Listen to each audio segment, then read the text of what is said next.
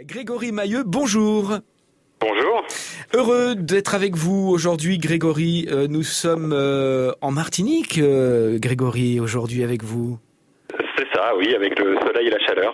Avec le soleil, avec la chaleur. Vous êtes né en Normandie.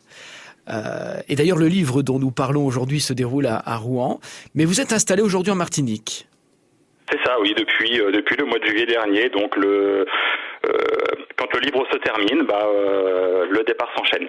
Le départ avec Audrey survient pour la Martinique, donc. Avec Nadège. Audrey étant la co-scénariste et Nadège, mon épouse. Ah voilà, Nadège est votre... Voilà, en effet, il est important de... Ça arrive souvent, c'est pas un problème. Avec Nadège, votre épouse, vous habitez donc en Martinique pour des raisons professionnelles ou une envie particulière ? Une envie de changement, de vivre autre chose. Eh ben, j'espère que vous vivez autre chose alors, Grégory. Complètement, oui. Oui, complètement, oui. Tant mieux, on vous souhaite... Et bien différente et douce à bien des égards. On vous souhaite vraiment beaucoup de bonheur en Martinique. Merci. Tomber dans l'oreille d'un sourd. Oui, alors en effet, c'est un roman graphique qui se déroule en Normandie puisque vous y habitiez. Et puisque, on peut le dire, évidemment, c'est votre histoire que vous racontez, Grégory, dans Tomber dans l'oreille d'un sourd. Oui, c'est un roman graphique complètement autobiographique. Avec des parents comblés, tout à fait comblés au début. Charles et Tristan sont vos jumeaux et on assiste à cette naissance de vos jumeaux. Voici donc deux jeunes parents qui vont être confrontés ensuite à la maladie et au handicap au lendemain de la naissance de ces deux garçons. Ça commence comme ça, Grégory. C'est absolument ça, oui. Alors, c'est votre histoire. On va expliquer un petit peu ce qui se passe pour ces deux petits garçons, Charles et Tristan. Eh bien, donc en tant que jumeaux, ils sont nés tous les deux prématurés, ce qui est jusqu'ici assez commun dans une naissance gémellaire. Et dans les premiers jours de vie, le premier-né des jumeaux, Charles, s'est trouvé empoisonné par le lait maternel et on a découvert qu'il faisait une intolérance au galactose que son organisme n'assimilait pas. Et par la suite, des tests douteux ont été faits sur des tests auditifs douteux ont été faits sur Tristan. Tests qui n'ont pas été probants au départ et qui, dans la première année de vie, a abouti sur un diagnostic de surdité profonde. Alors vous nous décrivez ensuite cet engrenage incroyable dans lequel vous êtes entraîné face aux contraintes et surtout aux froideurs d'un système déshumanisé. Et notamment les avis des différents spécialistes que vous consultez pour Tristan. On vous dit finalement tout et son contraire. Et tout cela, vous l'expliquez bien dans le livre. Et puis ensuite, l'impact du handicap sur les aspects de la vie courante, le couple, la famille, les amis, le travail, etc., etc. Vous nous racontez tout ça. Je reviens à ces spécialistes que vous consultez pour Tristan. C'est assez incroyable quand on vous suit. Tous ces avis que l'on vous donne qui ne sont vraiment jamais les mêmes.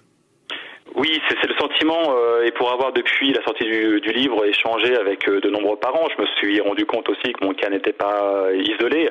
Il y a une espèce d'engrenage, comme vous le disiez, de protocole médical très difficilement contrôlable pour les parents. Et le sentiment aussi de ne pas être entendu, d'où le titre.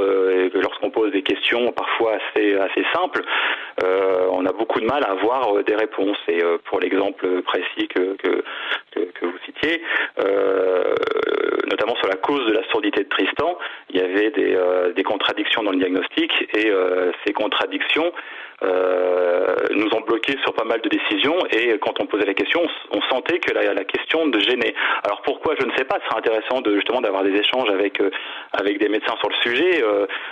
Mon sentiment personnel, c'est vrai, j'ai eu l'impression que les médecins prenaient ça pour une remise en cause peut-être de leur travail, de leur diagnostic. C'est pas du tout le cas, on est simplement des parents et je pense que c'est un droit et une normalité de vouloir savoir ce qui arrive à notre enfant.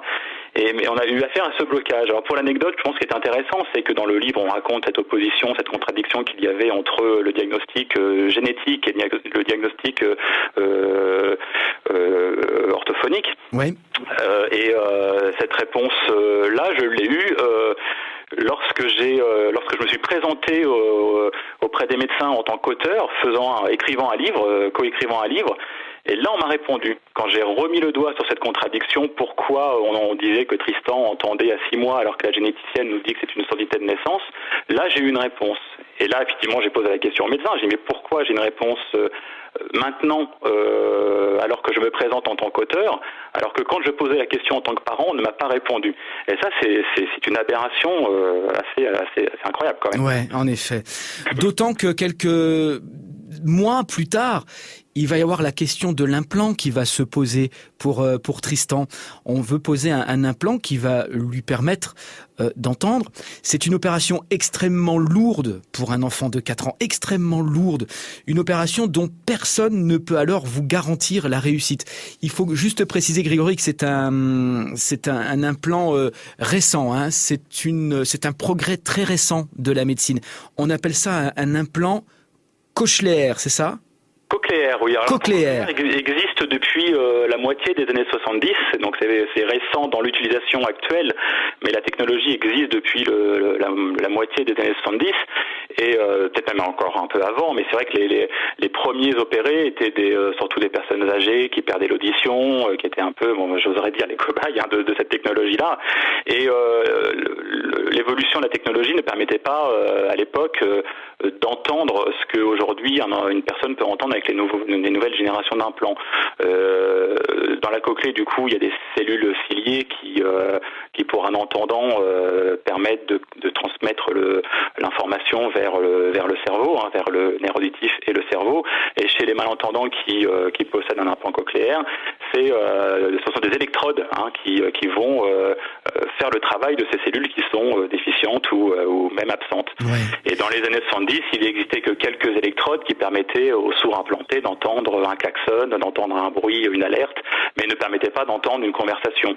Aujourd'hui, il y a bien plus d'électrodes et le nombre d'électrodes suffit à reproduire la parole humaine, par exemple, et donc de pouvoir entendre normalement. Et évidemment, Grégory, on se réjouit des progrès de la médecine en la matière, et notamment grâce à cet implant cochléaire.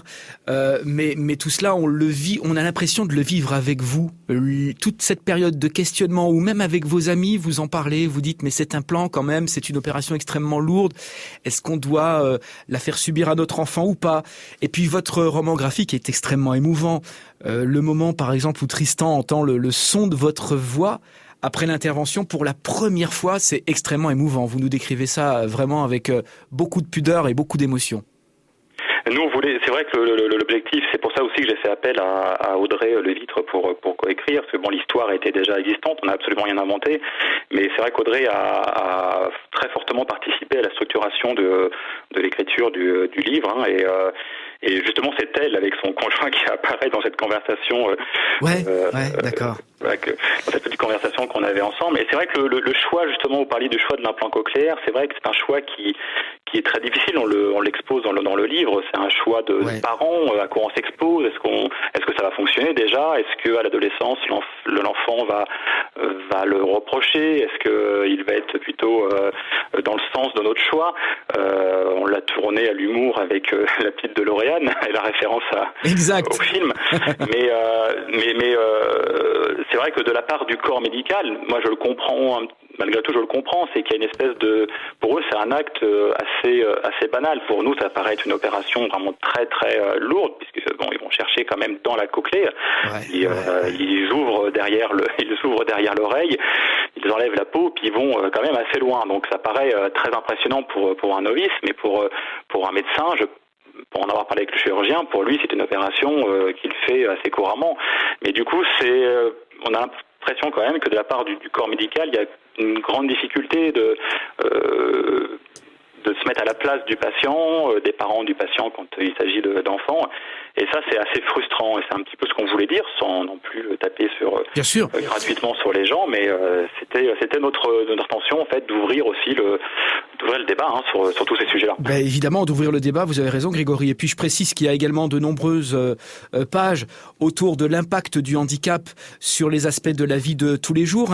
On voit Tristan grandir, il y a le couple, il y a la famille, il y a les amis, il y a le travail. Et vraiment, on vous a pas facilité la tâche dans votre boulot. On a du mal à croire que dans l'éducation nationale, dont on devrait logiquement attendre compréhension et adaptation, on vous ait vraiment laissé tomber, quoi. C'est un manque d'information qu'ont la plupart des gens ou des parents qui ont des enfants en situation de handicap. On n'est pas renseigné, personne nous dit quoi que ce soit, il faut aller à la pêche aux informations. Aujourd'hui, heureusement, il y a Internet. L'expérience fait aussi que parfois ces informations, on est obligé d'aller les chercher. Mais il y a vraiment un manque de communication, un manque d'application des lois qui est assez énorme. C'est vrai que je me suis retrouvé moi-même, je le raconte dans le bouquin, sur un mi-temps imposé, parce que si de Rouen fallait on m'avait proposé un seul poste au Havre, alors faire le Havre tous les jours avec la gestion d'un enfant handicapé, ça paraissait quand même assez impossible. La seule proposition que le recteur m'a fait, c'est un mi-temps, et compte tenu que j'enseigne dans le privé, c'est un mi-temps payé à mi-temps, et le directeur d'établissement a eu la bonne intention de me mettre ce mi-temps sur un emploi du temps à plein temps. Donc voilà, je travaillais à plein temps, sur un poste à plein temps, mais payé à mi-temps, sachant que j'avais à gérer ce handicap. Et ça, c'est ce qu'il a fait, c'est complètement illégal. C'est illégal parce qu'il y a des lois qui régissent ça, mais le problème, c'est qu'il faut être au courant. Et quand personne ne nous le dit, ni le rectorat, ni les syndicats, vous ne pouvez pas vous défendre. On est isolé en tant que parent ou en tant qu'handicapé. Alors évidemment, Grégory, moi j'ai très très envie de vous demander des nouvelles des deux petits. Comment vont-ils aujourd'hui, Charles et Tristan ? Alors pour Charles, ça se passe bien. Bon, il a une petite intégration plus difficile à la culture antillaise, ce qui est un peu normal puisqu'il lui est en 6e, donc il a fallu qu'il s'adapte non seulement au collège, mais en plus à la culture antillaise. Donc ça se fait tout doucement, mais avec un peu plus de difficultés. Et par contre, pour Tristan, c'est assez magique, puisqu'il est intégré en CM2 en classe d'entendant. Tout se passe pour le mieux. L'institutrice n'a Dieu que pour lui. D'ailleurs, elle comprend pas qu'il soit en CM2. Elle m'a dit, il y a pas très longtemps, il y a 2-3 semaines, elle m'a dit qu'il devrait être en 6e.